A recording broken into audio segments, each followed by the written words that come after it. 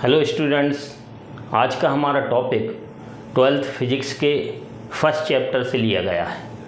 आज का हमारा टॉपिक रहेगा गॉसेस लॉ या गॉसेस थ्योरम।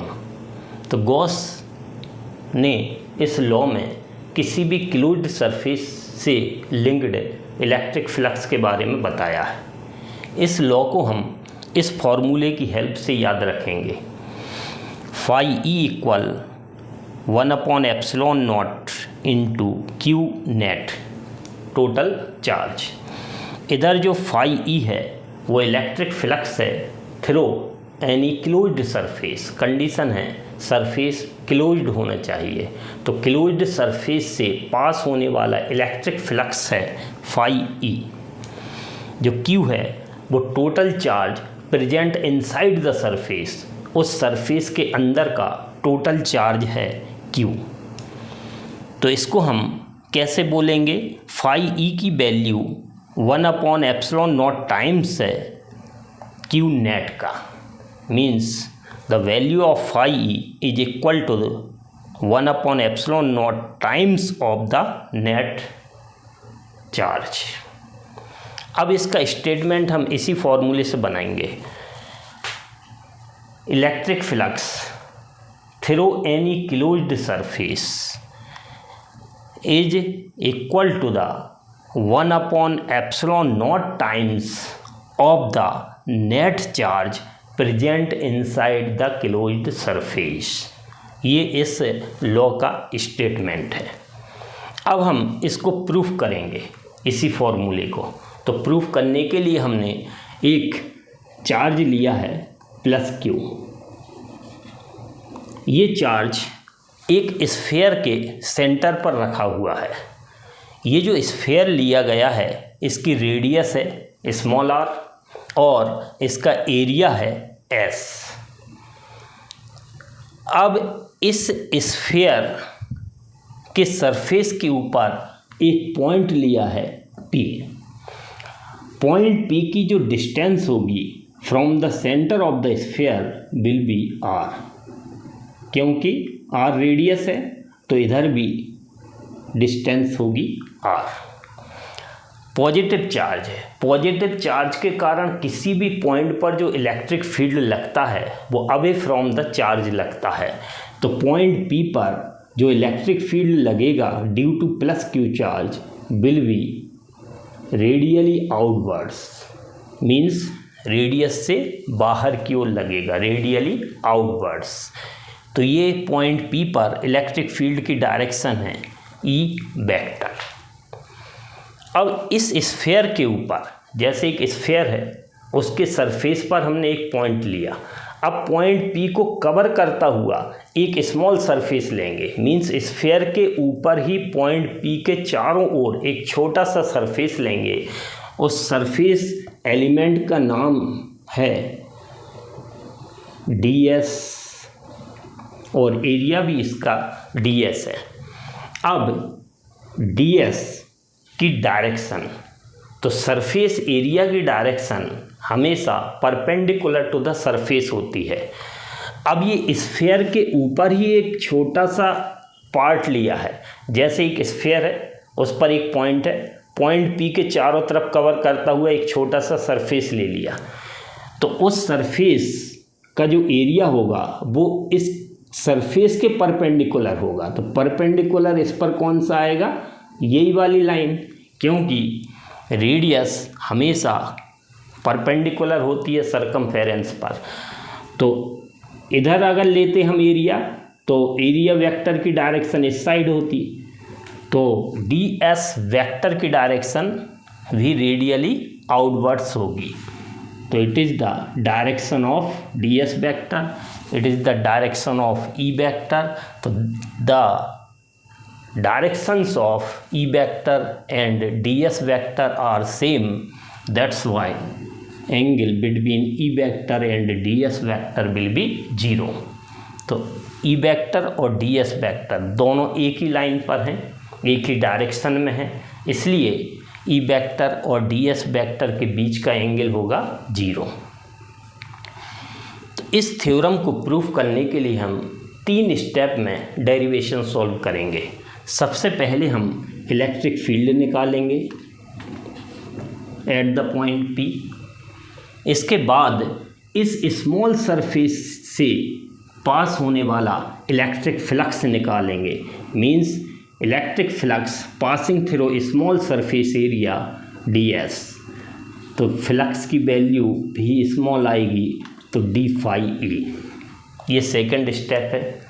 थर्ड स्टेप में हम पूरे स्फीयर से पास होने वाला फ्लक्स निकालेंगे।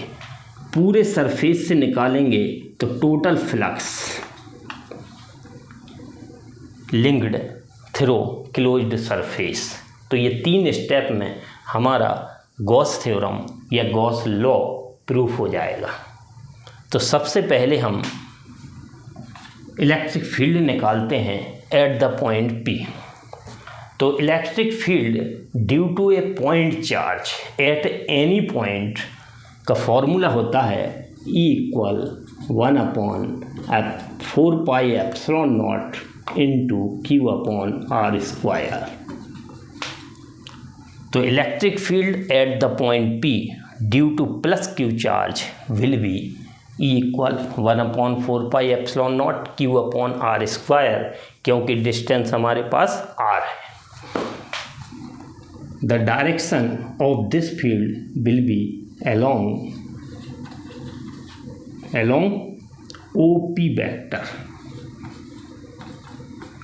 इस इलेक्ट्रिक फील्ड की डायरेक्शन हो गई OP वेक्टर। ये हमारी फर्स्ट स्टेप है।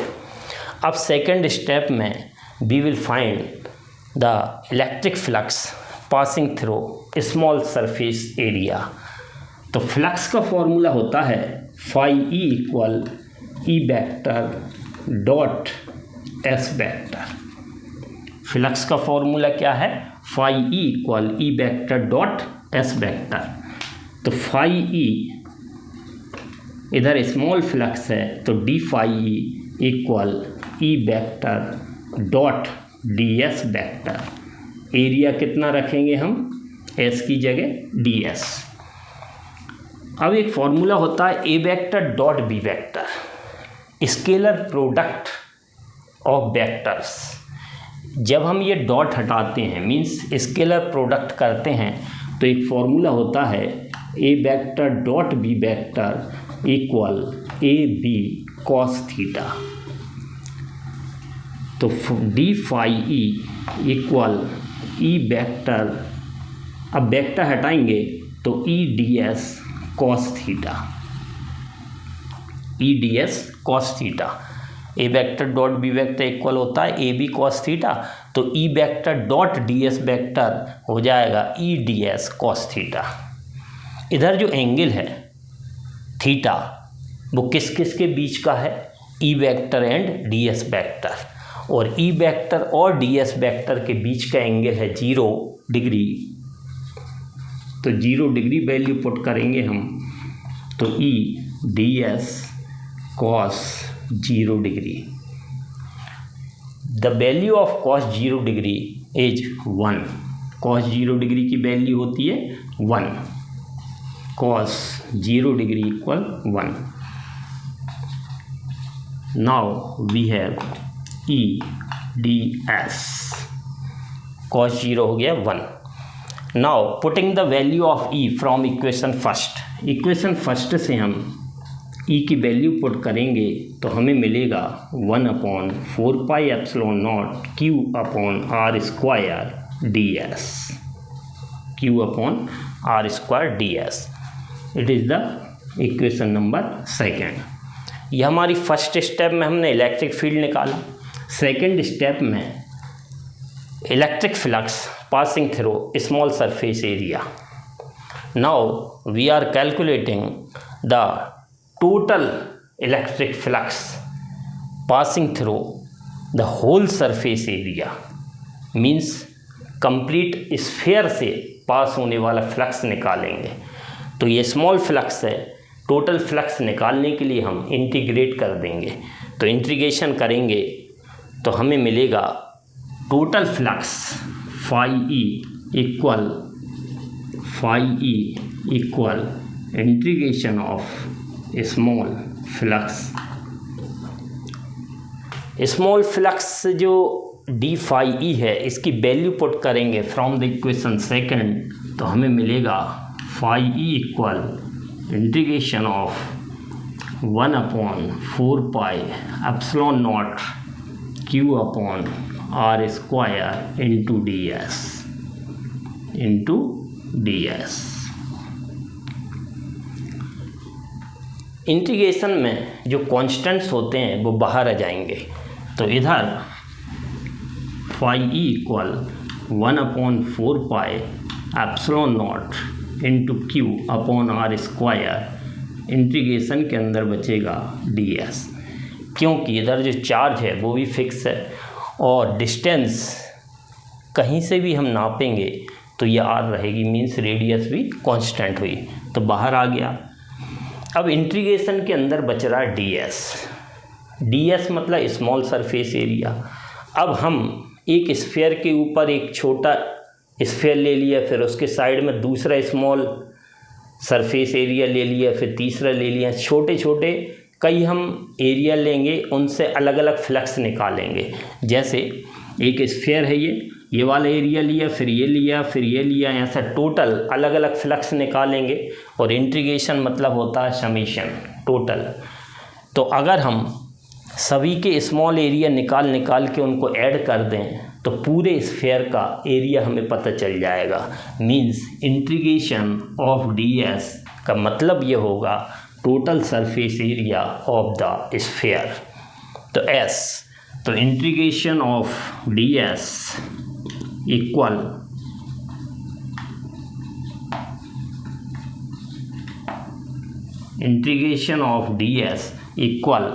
एस, और S means surface area of the sphere, और surface area of the sphere का फॉर्मूला होता है 4 pi R square. S means area of the sphere और एरिया ऑफ द स्फीयर का फॉर्मूला है 4 पाई आर स्क्वायर। तो integration of d S की जगह हमने 4 पाई आर स्क्वायर रख दिया है। अब 4 पाई कैंसिल होगा, आर स्क्वायर से आर स्क्वायर कैंसिल होगा, तो हमारे पास बचेगा 1/ε0 into Q. This is Gauss's law, और इसको हम लिख सकते हैं Q/ε0। This is the Gauss's law. तो गॉसीस लॉ प्रूफ करने के लिए केवल 3 स्टेप्स निकालना है। सबसे पहले electric field at point P, फिर small electric flux passing through small surface area ds। Third step में total electric flux passing through the whole surface area, means total sphere से पास होने वाला फ्लक्स। अगर वीडियो पसंद आया हो तो चैनल को शेयर और सब्सक्राइब ज़रूर करें। Thank you.